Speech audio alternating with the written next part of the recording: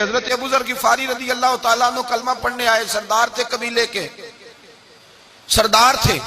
کلمہ پڑھنے کے لیے تشریف لائے تو کہا حضور مجھے نصیحتیں کریں۔ نبی پاک نے غلاموں کے بارے میں بھی نصیحت فرمائی اور بھی کئی نصیحتیں فرمائی، تو حضور نے فرمایا تو نے میرا کلمہ پڑھا ہے، آج تو جو آدمی دین کا نام لیتا ہے لوگ پھول برساتے ہیں، اس کو ہتھیلیوں پہ اٹھایا جاتا ہے، آنکھوں پہ رکھا جاتا ہے، اس کے لیے بڑے لوگوں کے پاس اچھے جذبات ہوتے ہیں۔ مکہ مکرمہ کے فضا کے اندر جب کوئی کلمہ پڑھتا تھا تو لوگ پتھر اٹھا لیتے،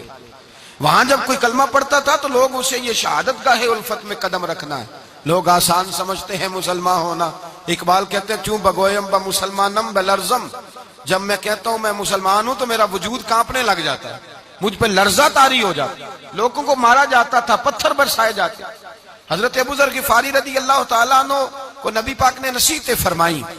اور ان نصاح کے اندر ایک نصیحت حضور نے یہ فرمائی کہ ابو ذر اب تو نے کلمہ پڑھا ہے تو اب تجھے لوگ تانے دیں گے،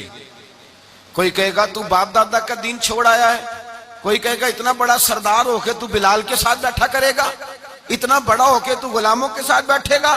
کوئی تجھے کوئی بات کہے گا، کوئی بات کہے گا۔ کہا حضور میرے لیے حکم کیا ہے؟ تو نبی پاک نے فرمایا پرواہ نہ کرنا، اللہ تیری مدد کرے گا، تو نے لوگوں کی باتوں کی پرواہ نہیں کرنی، رب تیری مدد کرے گا۔ حضرت ابو ذر غفاری فرماتے ہیں میں نے اس وقت کلمہ پڑھا جب لوگ دار ارقم میں ہوتے تھے، حضرت زید بن ارقم کے گھر میں چھپ کے کلمہ پڑھا جاتا۔ میں جب اندر سے نکلنے لگا تو ایک صحابی دروازے پہ مجھے کہنے لگے باہر جا کے کسی کو بتانا نہ کہ میں مسلمان ہو گیا ہوں، لوگ تجھے ماریں گے، ستائیں گے۔ آپ فرمانے لگے بڑا تو بولا آدمی ہے، ابھی تو میں نے وعدہ کیا ہے کہ میں نے پرواہ نہیں کرنی۔ فرمایا اور کوئی بتائے نہ بتائے میں ضرور بتاؤں گا، میں اعلانیہ بتاؤں گا، میں کھل کے بتاؤں گا، میں اعلان کروں گا کہ میں رسول اللہ کا نوکر ہو گیا، اور جس نے مجھ پہ اعتراض کرنا ہے کرے، جس نے تانا دینا ہے دے، جس نے مجھے مارنا ہے مارے۔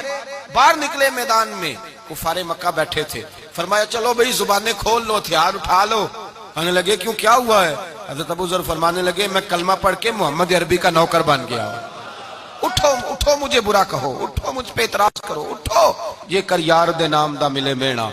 انہوں چولی پا لئیے پنجے سٹیے نا، یہ کر یار دے نام دی ملے سولی تے چوٹا چوٹ لئیے پیشاں ہٹیے نا، اٹھو کہو،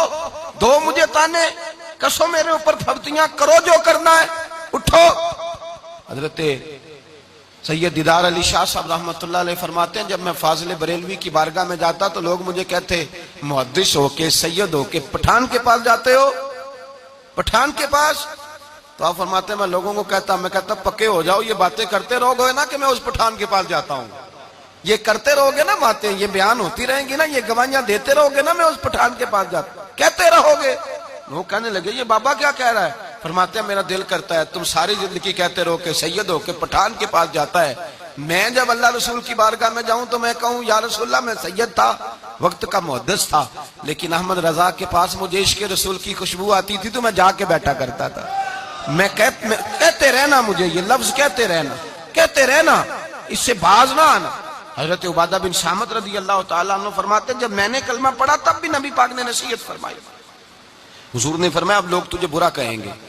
اب لوگ تیرے اوپر پھبتیاں کسیں گے، اب لوگ تجھے کہیں گے کہ تو کیا بن گیا، لیکن ڈٹ کے رہنا، پرواہ نہ کرنا۔ میرے بھائی آپ چپ کر کے بیٹھے رہیں اپنی مسجد میں، جو آئے اس کو سلوٹ کریں، جو صاحب آئے آپ، لیکن اگر آپ کلمت الحق بیان کریں، اگر آپ کوئی ایسی بات کریں کہ جس بات میں کسی شخص کی اصلاح نظر آتی ہو، وہ شخص ٹوٹ پڑتا ہے، اسی وقت وہ کہتا ہے مولانا مجھے خود بڑا کچھ پتا ہے، آپ اس طرح نہ کریں۔ اور جب کوئی تیرے مقابلے میں کھڑا ہو جائے اور جب کوئی جواب میں تجھے کہے کہ نہیں چپ کر جا، پھر اس کا مطلب یہ ہے کہ تو نے کوئی ضرب لگائی ہے، میں کھٹکتا ہوں دل عالم میں کانٹے کی طرح، اور تو فقط اللہ اللہ اللہ، اس سے بات تھوڑی بنتی ہے۔ میرے رسول کریم سید عالم نور مجسم صلی اللہ علیہ وسلم نے تمام مادی قوتوں سے ٹکرانے کا حکم دیا ہے، فرمایا دے تانا جس نے دینا ہے۔ اور میرے بھائی آج لوگ تانا کیا دیتے ہیں؟ زیادہ سے زیادہ یہی کہتے ہیں نا مولوی پیسے کھاتے ہیں، مولوی جی، اس سے زیادہ کوئی کیا کہہ سکتا ہے؟ سب سے موٹا تانا یہی ہوتا ہے۔ تو مجھے ایک صاحب کہنے لگے کچھ لوگ بڑا اعتراض کرتے ہیں مولوی پیسے کھاتے ہیں، میں کہ کھل کے کھائی دینے، سرکار دا صدقہ جو لبدا ہے، پیسے پیچھے پیچھے ہوتے ہیں اللہ کے فضل سے، ہم آگے آگے ہوتے ہیں۔ اور میں نے کہا تمہیں رنگ کا نہیں پتا، ہم لوگ تو کئی دفعہ ایسے لگتا ہے نہ شکری نہ ہو جائے، نعمتیں بکھری ہوئی پڑی ہوتی ہیں، لیکن کھانے کا موقع نصیب نہیں ہوتا۔ بھئی رسول اللہ صلی اللہ علیہ وسلم کا صدقہ ملے اور پھر جو بلا رہا ہے وہ پھول ڈال کے بٹھائے اور دسترخوان بچھائے اور ڈال ڈال کے دے کہ جناب، اور یہاں تک یہ نظریات ہوتے ہیں، کہتے ہیں صاحب آپ کے لیے کھانا پکانا تھا تو بچوں کی اماں نے وضو کر کے پکایا ہے۔ تو بھئی اس قدر زیادہ عظمت ملے تو کوئی دو بندے تانا بھی دے دیں تو اس میں حرج والی کون سی بات، اعتراض والی کون سی بات؟ تو یاد رکھیں میدان عمل کے اندر جب آپ نکلتے ہیں تو آپ پہ شکوے ہوتے ہیں، اعتراضات ہوتے ہیں، ان کو جھولی میں ڈالنا چاہیے، ان کو جھولی میں۔ آپ ساری زندگی نماز نہ پڑھیں، کوئی آپ کو برا نہیں کہے گا۔ آپ نماز شروع کریں، کہیں گے بڑا نمازی بنا پھرتا ہے، سچ بولتا نہیں، بڑا نمازی بنا پھرتا ہے، اس کو کھلے بات کا پتہ نہیں، بڑا نمازی ہے فلانی شے کا نہیں پتہ۔